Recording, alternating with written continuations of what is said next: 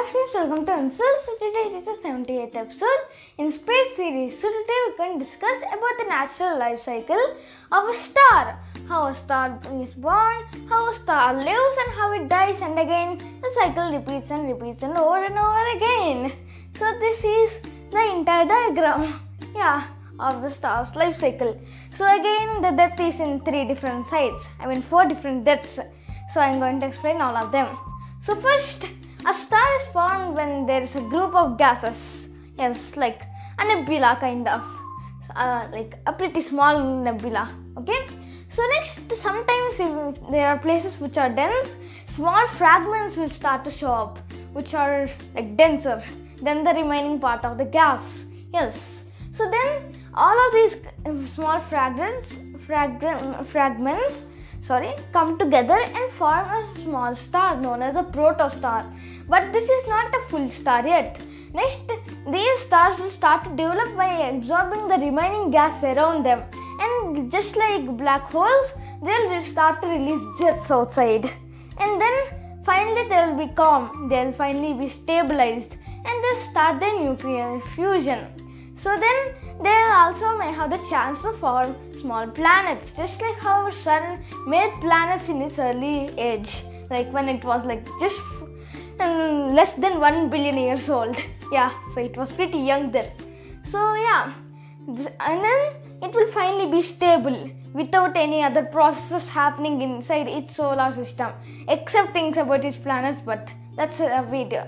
That's a thing about later.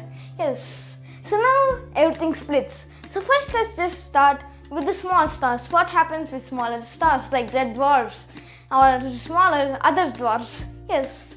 So now let's take a red dwarf. So this is a small red dwarf. So they'll just start to shrink and they'll die as a white dwarf. Nothing like no explosions happen. Just they'll start to shrink slowly but surely over a span of more than 1 trillion years.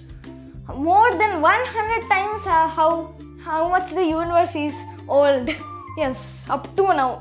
So it will take a long time for these red dwarfs to cool down. That means turn into white dwarfs, because they are pretty cool, and this fusion is happening pretty slow, very slow compared to other stars like our sun or bigger stars like Sirius. Yes, I'm serious. There's a real star named Sirius. I am serious. Okay. So what happens for the red dwarfs or smaller stars is they'll start like this, then they'll just become smaller and smaller until they die without anything specially happening. See, like this. So So one thing I forgot to mention is the legend here. So in the blue color, everything in blue are the stars, even these small fragments.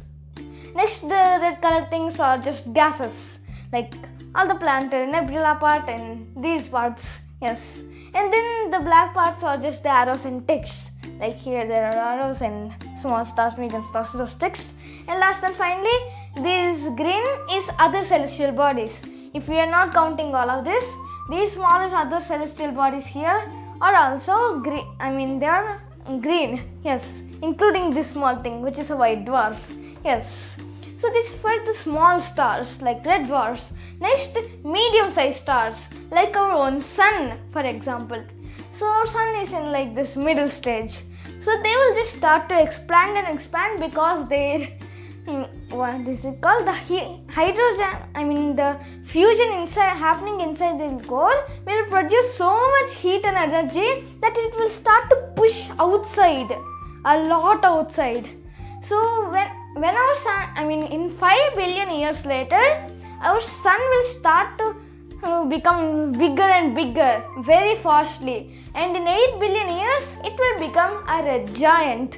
Red giants are just a normal star whose nuclear fusion made them so big, and then an influx happens.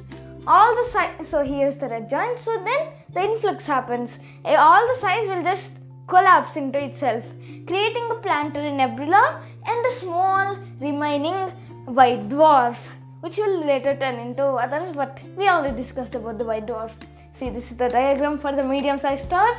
And last and finally, the massive big stars like Sirius. and Polaris or the North Star. Yes, so like and Arcturus also, many other stars are there in this category. So first they will just stay as a small life. So the larger the star is, the less longer they live and the hotter they are. So that means if a star is more hotter, then shorter it will live. For example, red dwarfs, they're pretty cool. They're just chilling. And then, but because of that, they live for more than trillion years. Meanwhile, our sun-like stars, they're like medium heat. So medium lifespan, which is 10 billion years approximately, like our sun. And then these big stars, very big stars, they have a lot of heat. That means it's very short lifespan.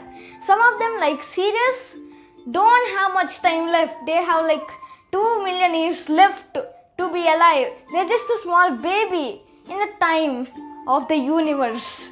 Like if the baby got into a car crash when it was randomly crossing the road when their parents are not looking.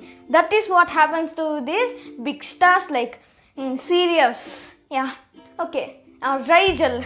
Yes, there are many big stars in the universe. Okay. So let's now see into the massive stars. So first they will be normal, living a very short life here.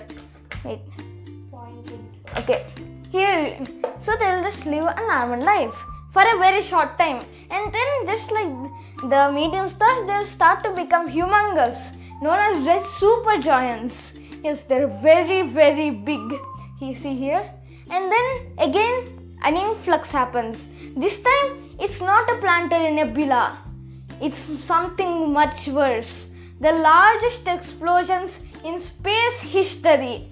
These are known as supernovas. Yes, so all of this mass is, most of that is just ejected outside.